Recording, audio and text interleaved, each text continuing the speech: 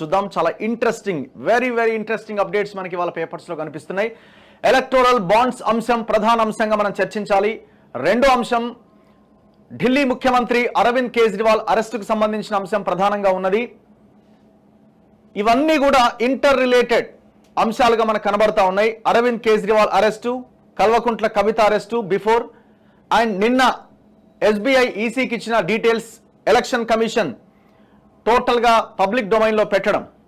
So ఇవన్నీ కూడా inter రిలేటెడ్గా కనబడతా ఉన్నాయి. అన్ని పార్టీల యొక్క భాగోతం అంతా ఈ మూడు అంశాల్లో ప్రధానంగా ఫోకస్ అవుతా ఉన్నది. ఇందులో ఏ పార్టీ మినహాయింపు కాదు. మళ్ళీ మేము మాట్లాడుతూ ఉంటే మీరు బీజేపీకి అమ్ముడు పోయినారు, మీరు కాంగ్రెస్కి అమ్ముడు పోయినారు, ఎవరికి ఇష్టం వచ్చినట్టుగా వాడు మాట్లాడడం బంద్ చేయండి.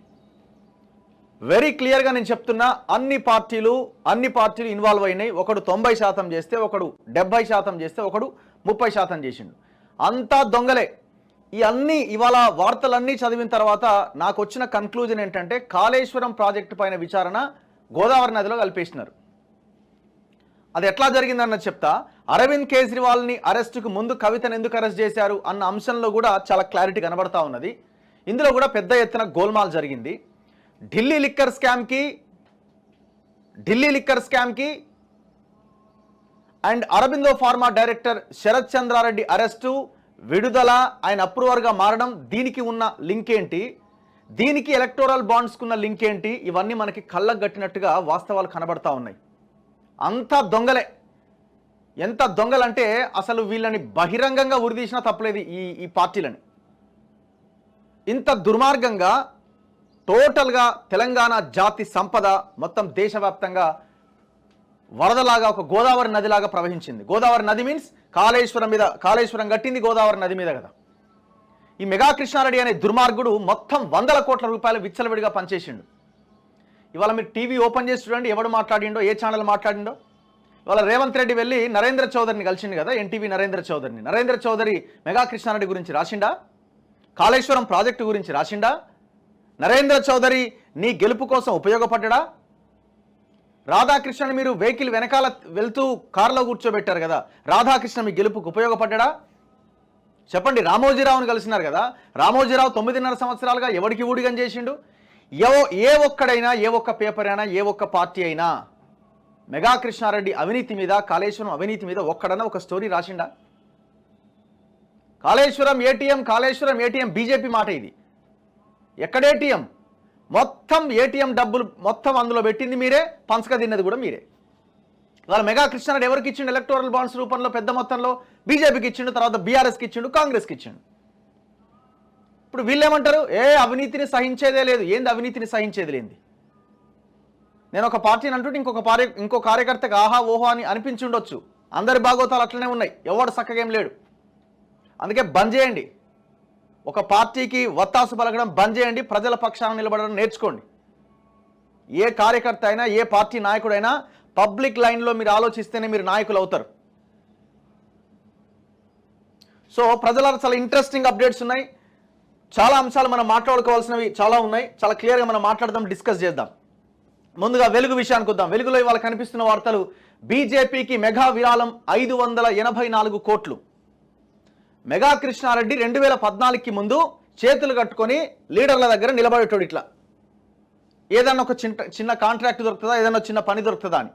కేవలం 9.5 సంవత్సరాల్లో ఈ దేశంలో ప్రపంచంలోని ఫోర్బ్స్ జాబితాలో స్థానం సంపాదించేంత స్థాయికి ఎట్లా వెళ్ళిందంటే టోటల్ కాళేశ్వరం పైసలే, మిషన్ భగీరథ పైసలే, తెలంగాణ జాతి సంపద.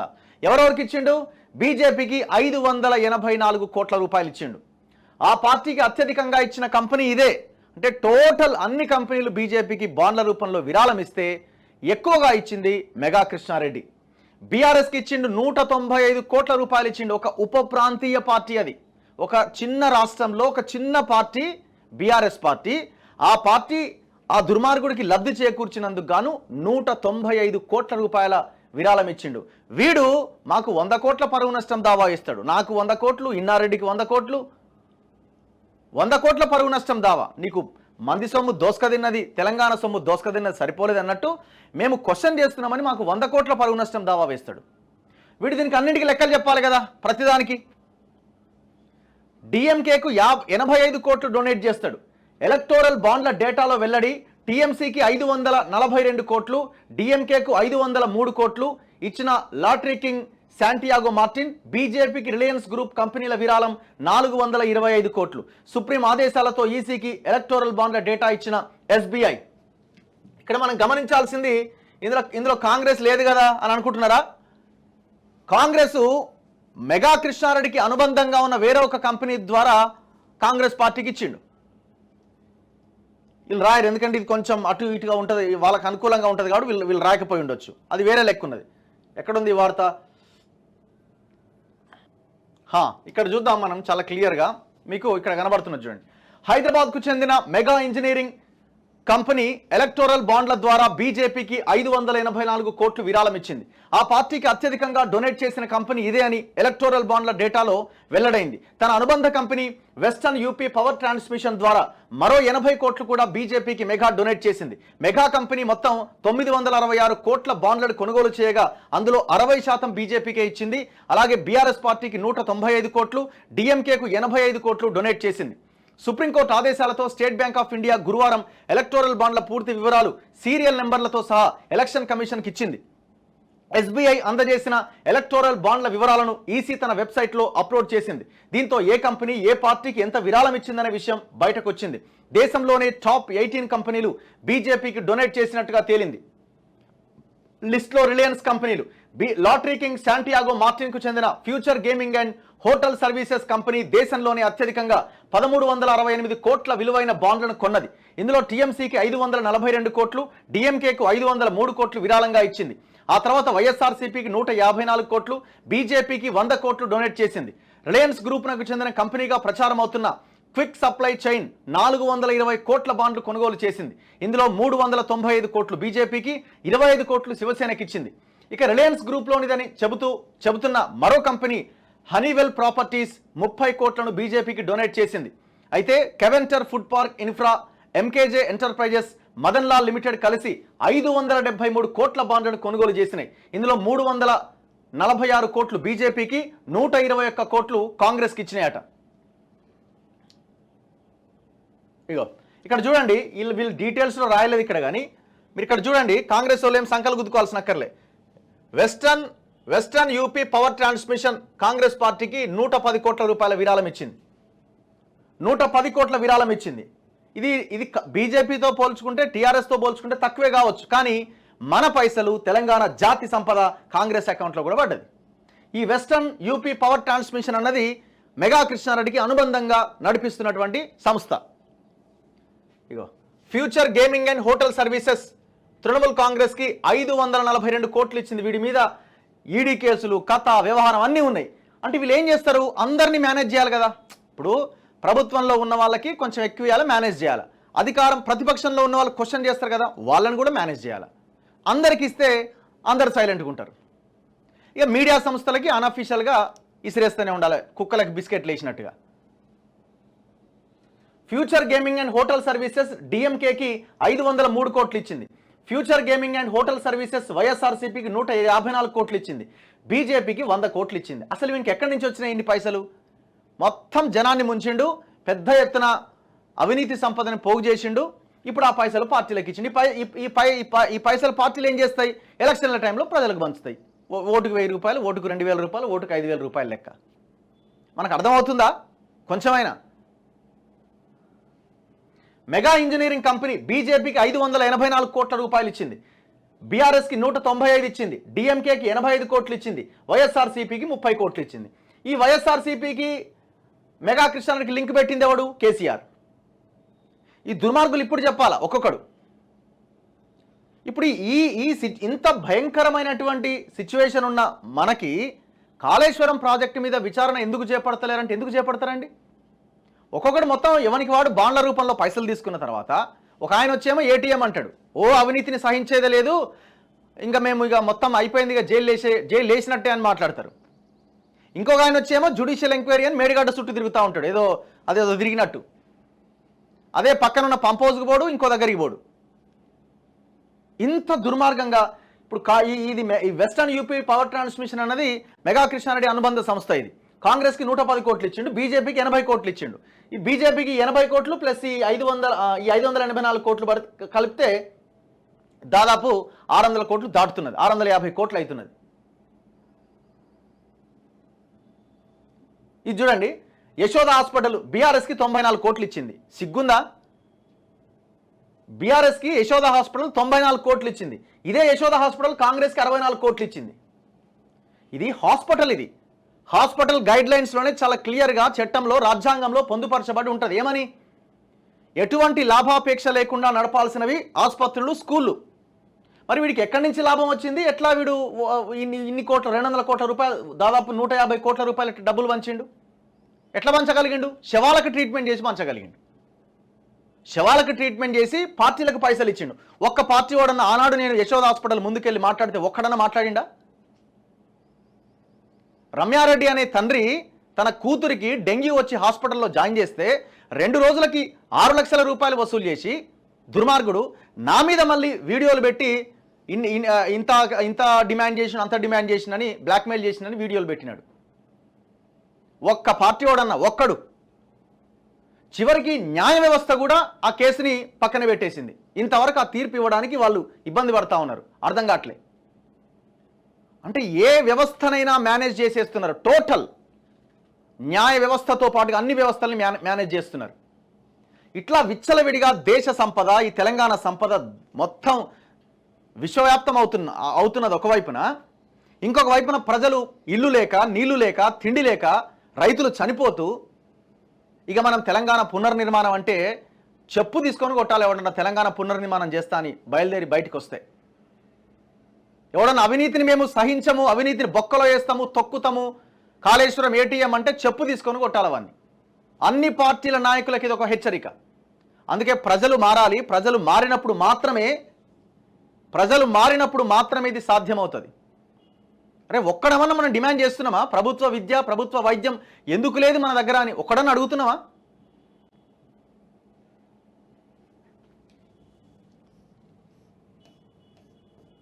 సో ఇక్కడ పాయింట్ ఏంటి? ఇది ఒకవైపు, ఇది ఒక గేమ్. ఇది ఇట్లా అన్ని పార్టీల నాయకులు వాళ్ళకి ఇచ్చినారు. రెండో అంశము ఇక్కడ చూడండి. ఇప్పుడు లిక్కర్ స్కామ్ అంశం మనం తెర మీదకి తీసుకొద్దాం. అంటే లింక్ ఎట్లా ఉన్నది అన్నది, ఎంత అద్భుతంగా ఇంటర్ రిలేటెడ్గా ఈ వ్యవహారం అంతా కనిపిస్తూ ఉన్నదో నేను మీకు చూపించే ప్రయత్నం చేస్తా. ఇదొకటి. నెక్స్ట్ ఇక్కడ అంశము కేజ్రీవాల్ అరెస్ట్. లిక్కర్ స్కామ్ కేసులో అదుపులోకి తీసుకున్న ఈడీ అధికారులు, భారీ భద్రత మధ్య ఢిల్లీ సీఎం ఇంటికి 12 మంది ఆఫీసర్ల బృందం, అరవింద్ ఆయన భార్య ఫోన్లు స్వాధీనం, 2 ట్యాబ్లు, 1 ల్యాప్టాప్ నుంచి డేటా ట్రాన్స్ఫర్ చేసుకున్న అధికారులు, పదవిలో ఉండగా అరెస్ట్ అయిన మొదటి ముఖ్యమంత్రి, ఈడీకి వ్యతిరేకంగా ఆమ్ ఆద్మీ పార్టీ కార్యకర్తల నిరసన, వారిని కూడా అదుపులోకి తీసుకున్న పోలీసులు. లిక్కర్ స్కామ్ కేసులో ఢిల్లీ సీఎం అరవింద్ కేజ్రీవాల్ ను ఎన్ఫోర్స్మెంట్ డైరెక్టరేట్ అధికారులు అరెస్ట్ చేశారు. గురువారం రాత్రి భారీ భద్రతా బలగాల మధ్య 12 మంది ఈడీ అధికారులు సీఎం ఇంటికి చేరుకున్నారు. సెర్చ్ వారెంట్ చూపించి ఆయన్ను కొంతసేపు ప్రశ్నించారు. అనంతరం ఆయన్ను అరెస్ట్ చేసి ఈడీ కార్యాలయానికి తరలించారు. శుక్రవారం కేజ్రీవాల్ను కోర్టులో హాజరుపరిచి విచారణ కోసం కస్టడీలోకి తీసుకుంటామని ఈడీ అధికారులు తెలిపారు. అంతకుముందు కేజ్రీవాల్ ఫోన్లతో పాటు ఆయన భార్య ఫోన్లను కూడా స్వాధీనం చేసుకున్నారు. అలాగే 2 ట్యాబ్లు, 1 ల్యాప్టాప్ నుంచి డేటాను ట్రాన్స్ఫర్ చేసుకున్నారు.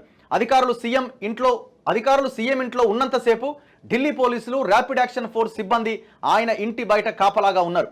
సీఎం ఇంటి పరిసరాల్లోని నిషేధాజ్ఞలు విధించారు. సీఎం ఇంటికి ఈడీ అధికారులు వచ్చారన్న విషయం తెలుసుకుని ఆమ్ ఆద్మీ పార్టీ నాయకులు, కార్యకర్తలు అక్కడికి చేరుకున్నారు. కేజ్రీవాల్ ను అరెస్టు చేసి తీసుకెళ్తుండగా ఈడీ అధికారులకు వ్యతిరేకంగా వారు నినాదాలు చేశారు. దీంతో పోలీసులు వారిని అదుపులోకి తీసుకున్నారు. పదవిలో ఉండి అరెస్ట్ అయిన మొదటి ముఖ్యమంత్రిగా అరవింద్ కేజ్రీవాల్ నిలిచారు.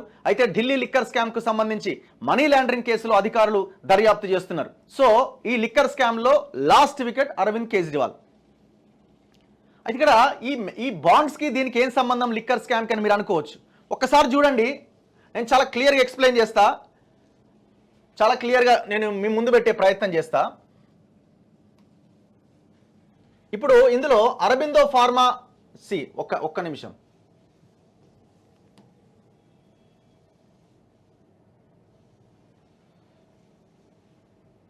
ఇక్కడ అరబిందో ఫార్మాకి సంబంధించిన డీటెయిల్స్ ఏమున్నాయి? ఇక్కడ వీళ్ళు మొత్తం రాయనట్టున్నారు. అరబిందో ఫార్మా కూడా బీజేపీకి, మిగతా పార్టీలకి ఇచ్చింది. ఈ లిక్కర్ స్కామ్లో Aurobindo pharma director Sarath Chandra Reddy arrest అని మీకు తెలిసే ఉంటుంది. శరత్ చంద్రారెడ్డి, కల్వకుంట్ల కవిత, శరత్ చంద్రారెడ్డి, మాగుంట శ్రీనివాసులు రెడ్డి, ఆయన కొడుకు రాఘవ, అరుణ్ రామచంద్ర పిల్లై, బుచ్చిబాబు, అభిషేక్ బోయినపల్లి, ఇదంతా ఒక మాఫియా బ్యాచ్. సౌత్ గ్రూప్ ఇదంతా ఒక బ్యాచ్. సో ఇందులో బినామీలు, సౌత్ గ్రూప్ లో పనిచేసిన వాళ్ళు, వీళ్ళంతా ఒక మాఫియా అనమాట. సో ఈ Aurobindo pharma, 1 second, Aurobindo pharma data ఇది. అరబిందో ఫార్మా డైరెక్టరు ఎప్పుడు అరెస్ట్ అవుతాడండి? Excise policy, Delhi court allows Aurobindo pharma director to turn approver in case. So ఆయన అప్రూవర్గా మారుతాడు. ఫస్ట్ అరెస్ట్ అవుతాడు, రిలీజ్ అవుతాడు, అప్రూవర్గా మారుతాడు, బాండ్స్ రూపంలో బీజేపీకి పైసలు పోతాయి. అది ఎట్లా అన్నది మీరు చూడండి. ED sources on Delhi excise case, P Sarath Chandra Reddy, whole time director of Aurobindo pharma is arrested on money laundering charges. ఏ రోజు? 10th November 2022, right? 10వ తేదీ నవంబర్ 2022 అరెస్ట్ అవుతాడు. ఓకే, ఇగో అరబిందో ఫార్మా 10th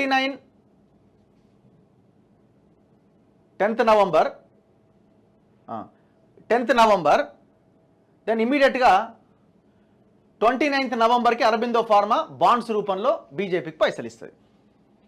ఎవరు దాని డైరెక్టరు? లిక్కర్ స్కామ్లో ఉన్న శరత్ చంద్రారెడ్డి. అరెస్ట్ అవుతాడు, అప్రూవర్గా మారుతాడు, చక్క కావాల్సిన జరిగిపోతాయి.